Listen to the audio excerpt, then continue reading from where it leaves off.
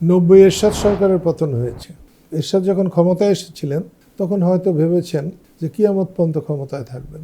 রাজনৈতিক ক্ষমতায় ততক্ষণ থাকবেন যতক্ষণ জনগণের সমর্থন থাকবে। বিএনপির যেভাবে পতন হয়েছিল, তারপরে যে নির্বাচনটা হয়, অনেকে তো ভেবেছিল বিএনপি একদম মুছে যাবে, কিন্তু তা কি গিয়েছিল?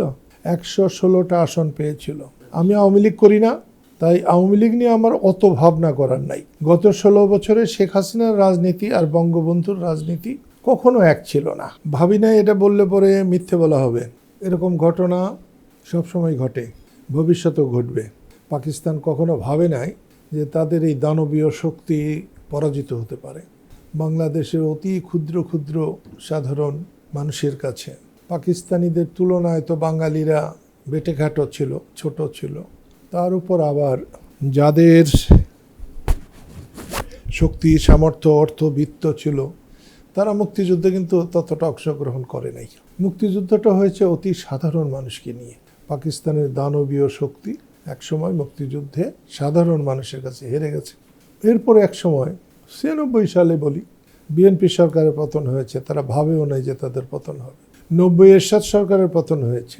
এরশাদ যখন ক্ষমতায় এসেছিলেন তখন হয়তো ভেবেছেন যে কিয়ামত পর্যন্ত ক্ষমতায় থাকবেন। আমি আজকে নয়, বহুদিন যাবৎ বলছি যে সরকারি প্রশাসন দিয়ে যদি কেউ ক্ষমতায় থাকতে পারতেন তাহলে আইয়ুব খানের এতদিন ক্ষমতায় থাকা উচিত ছিল। বাংলাদেশের প্রেক্ষাপটে হোসেন মোহাম্মদ এরশাদের থাকা উচিত ছিল। তারা যখন থাকে নাই, তাহলে প্রশাসন দিয়ে কারোর ক্ষমতায় থাকা সম্ভব না। রাজনৈতিক ক্ষমতায় ততক্ষণ থাকবেন যতক্ষণ জনগণের সমর্থন থাকবে, এবং জনগণের সমর্থন আছে কি নাই এটা রাস্তাঘাটেই মানুষের কথাবার্তাই বোঝা যায়, চাল চলনেই বোঝা যায়। যে সরকার যখনই জনগণের সমর্থন হারাবে সে সরকার তারপরে থাকবে, কিন্তু অনেক সময় থাকবে না। মুক্তিযুদ্ধের পরে পরে মনে হয়েছিল এই দেশের স্বাধীনতা বিরোধীরা কেউ দাঁড়াতেই পারবে না, কিন্তু অনেকে কিন্তু রাজনৈতিকভাবে অতটা দাঁড়াতে না পারলেও আর্থিকভাবে, সামাজিকভাবে কিন্তু তারা অনেকেই দাঁড়িয়েছে।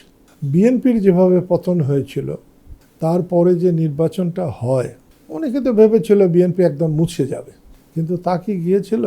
116টা আসন পেয়েছিল। ওরকম প্রতিকূল অবস্থার মধ্যেও মুছে যায় নাই তারা।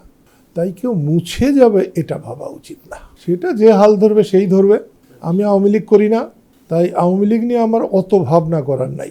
আমি বঙ্গবন্ধুকে ভালোবাসি, বঙ্গবন্ধুর রাজনীতি করি, এবং যতক্ষণ আমি বেঁচে থাকব বঙ্গবন্ধুর রাজনীতি করব। গত 16 বছরে শেখ হাসিনার রাজনীতি আর বঙ্গবন্ধুর রাজনীতি কখনো এক ছিল না। নিশ্চয়ই শেখ হাসিনা বঙ্গবন্ধুর কন্যা, তার সঙ্গে রক্তের সম্পর্ক, কিন্তু শেখ হাসিনার সঙ্গে বঙ্গবন্ধুর রাজনৈতিক খুব একটা সম্পর্ক ছিল না।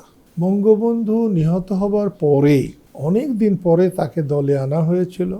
যারা এনেছিলেন তারা এখন কবরে আছেন সবাই। সেই জন্য বলছি বঙ্গবন্ধু আর শেখ হাসিনা এক জিনিস।